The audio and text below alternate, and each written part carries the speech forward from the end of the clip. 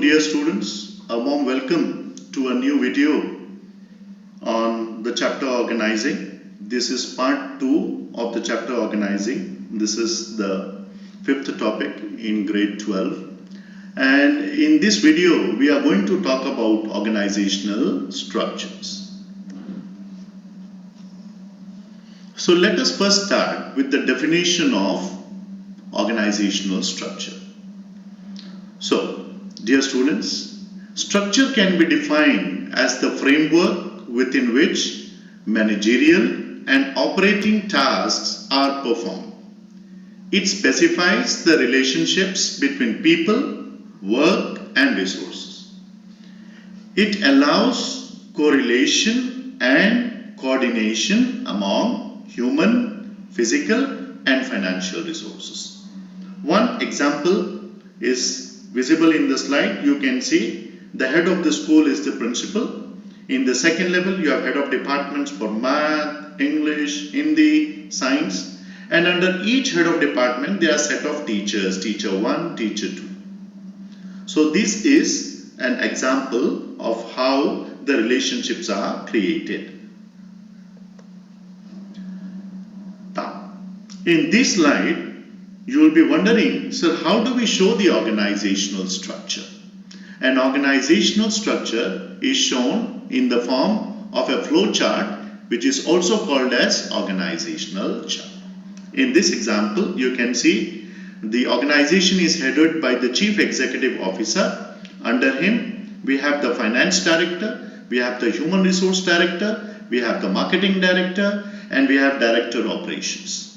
Now, under Director Marketing, we have Regional Manager A, Regional Manager B, Regional Manager C.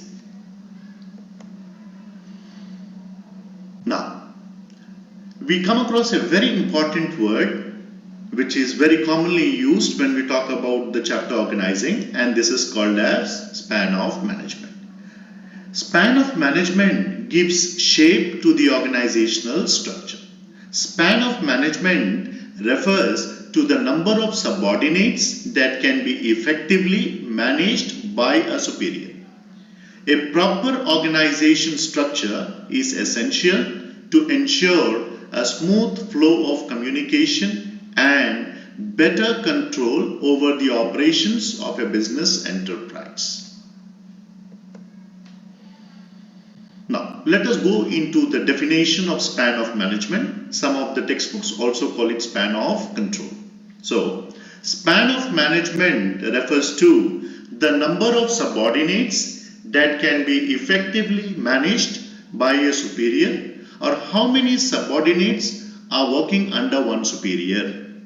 The span of management determines the levels of management in the structure. The span of control depends upon the capacity and intelligence level of managers and employees. Now, in this slide, we are going to talk about two types of organizational structure which are part of the CBSE board exams. The type of structure adopted by an organization will vary with the nature and type of activities performed by an organization. The organizational structure can be classified broadly under two categories. One is functional structure, two is divisional structure. Now you can look at the example.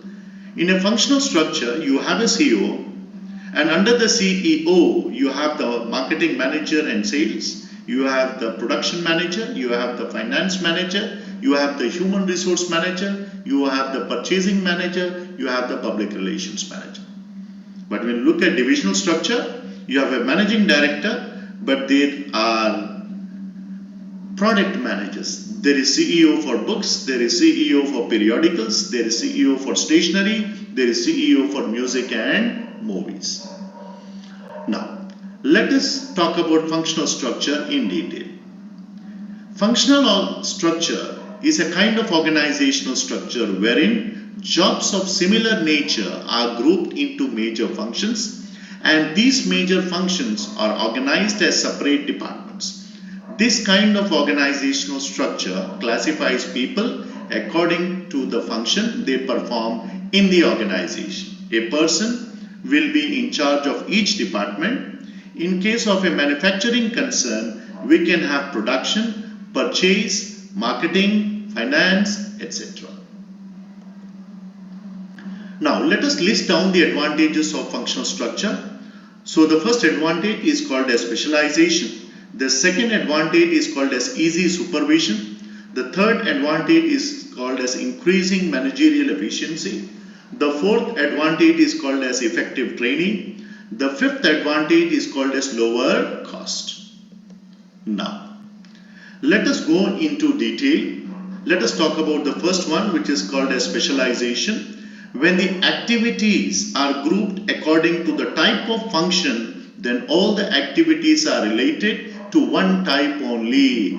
It provides specialization which makes optimum utilization of manpower. Now let us look at the second, which is easy supervision. The supervisor becomes familiar with the type of task to be performed because all tasks are related to one function only. As a result, he can easily supervise his department. Moving on to the third advantage, which talks about increasing managerial efficiency. And how is that done? Managers of one department are performing same type of function again and again, which makes them specialized and improve their efficiency. It also ensures increased profit. Moving on to the fourth advantage, which talks about effective training. This type of structure makes training of employees easier as the focus is only on a limited range of skills. For example, employees of production department are given training of production techniques only. Moving on to the next point, that is lower cost. It leads to minimum duplication of effort, which results in lower cost. Now, let us list down the disadvantages of functional structure. So, the emphasis is on departmental objectives. 2. Reducing conflicts between departments. 3. Difficulty in interdepartmental coordination. Now, let us elaborate these disadvantages of functional structure. So the first talks about emphasis on departmental objectives. Dear students, due to separation, each department head emphasizes on the performance of his function and lacks emphasis on the overall objectives of the company. In the second point, which talks about conflicts between departments, and why does this happen? Since interests of different departments differ, there will be interdepartmental conflicts which are harmful to organizational interest. Moving on to the third point, which talks about difficulty in interdepartmental coordination. And why does that happen? Dear students, all departmental heads may work as per their own wish. No doubt, this facilitates coordination within the department, but it makes interdepartmental coordination difficult. Now, let us move to the second type of structure, which is called as divisional structure. And what does this structure talk about? When the organization is producing more than one type of product and serving a number of distinctive markets, the divisional structure is considered more suitable. Divisional structure is an organizational design wherein there are separate divisions for different products. Each division having functions like production, marketing, finance. Each divisional head is required to look after all functions related to the product or market territory. Now, in this slide, we will talk about divisional structure on the basis of product and divisional structure on the basis of territory. Now, let us give an example. Divisional structure, on the basis of product. So you have a managing director, under him you will have cosmetics division, medicine division, garment division and footwear division. So these are 4 different types of products. Now under the cosmetic division, we have the purchase manager, the marketing manager and the finance manager. Now let us move to the second example. Here we have board of directors and there are 3 divisions. One is the northern division, the second is the eastern division and the third is the southern division. Under each division again there are different functional heads like production, marketing, finance. Now let me give you another example of divisional structure. V-Guard Limited is a leading company in Kerala and this is engaged in diversified business, namely number 1 electrical, number 2 textiles, number 3 amusement park. Each of these have different departments, namely marketing, production, finance, research and development. In this case, the company should adopt divisional structure because product specialization helps growth and facilitate diversification of enterprise. It promotes flexibility and initiative because each division functions as an autonomous unit. Children, please underline the word autonomous unit, which leads to faster decision making. Now let us list down some of the advantages of divisional structure, namely product specialization. Number 2, coordination becomes easy. Number 3, helps in fixation of responsibility. Number 4, it promotes flexibility and initiative. Now, let me elaborate these advantages in detail. Here, all activities related to one type of product are grouped under one department. Attention on individual product line permits its growth and facilitates diversification of enterprise. Now moving on to the second advantages, which says coordination becomes easy. Now, activities like purchase, production, marketing, etc. related to a particular product line are integrated easily in this structure, and this helps in fixation of responsibility. Let me give you a small example of Larsen and Toolbo. They have their financial services, they have their machinery and industrial product, they also deal with electrical and electronics, they deal with IT and communication, they deal with heavy engineering, they deal with infrastructure and construction, they also deal with power. Now, let me elaborate on the third advantage, which talks about fixation of responsibility. Dear students, divisional heads are accountable for profits as revenue and costs related to different departments can be easily identified and assigned to them. It helps in fixation of responsibility in cases of poor performance of the division. Moving on to the fourth advantage, which says it promotes flexibility and initiative. And let us understand how does that happen. It promotes flexibility and initiative because each division functions as an autonomous unit, which leads to faster decision making. Now let us talk about some of the disadvantages of divisional structure, namely the first one, which says conflict may arise among different divisions. 2, there are chances of duplication. 3, there is a selfish attitude. Now, let me elaborate on these points. The first point, conflict may arise among different divisions. And why does that happen?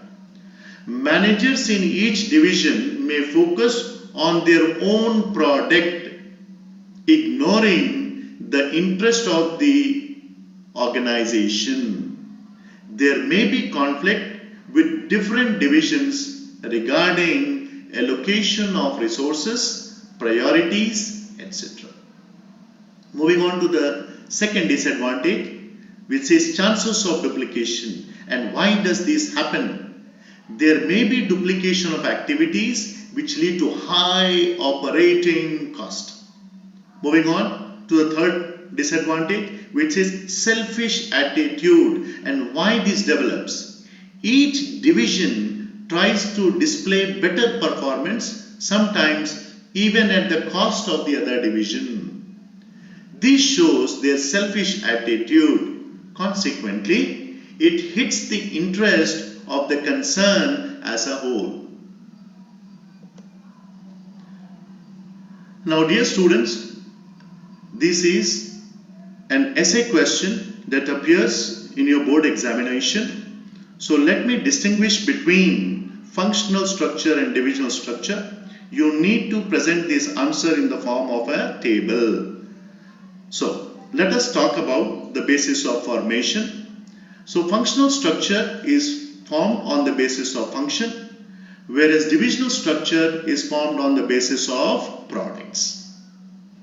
Let us talk about accountability. In functional structure, it is difficult to make someone accountable as departments are interdependent. However, the case is opposite in a divisional structure. It is easy to fix accountability as departments work independently. Moving on to the third point that talks about specialization.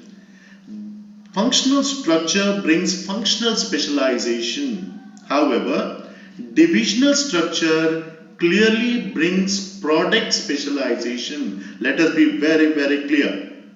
Coming down to the fourth point, which talks about coordination.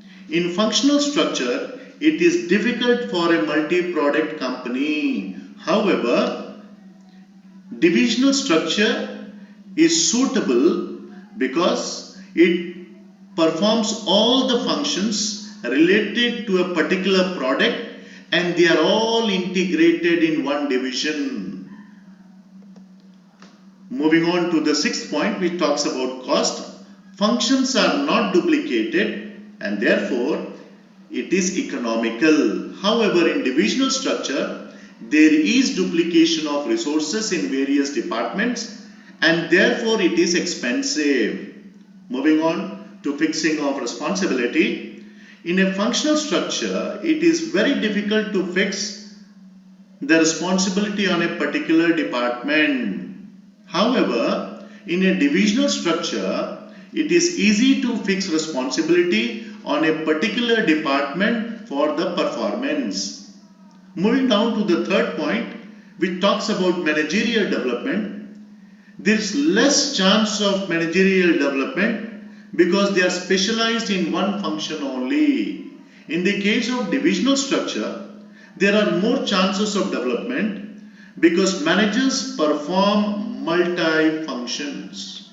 Let's talk about the last point, which talks about autonomy of operations. Now, dear students, in a functional structure, there is less autonomy. However, in a divisional structure, there is more autonomy. Thank you, dear students. I hope this video was useful to you.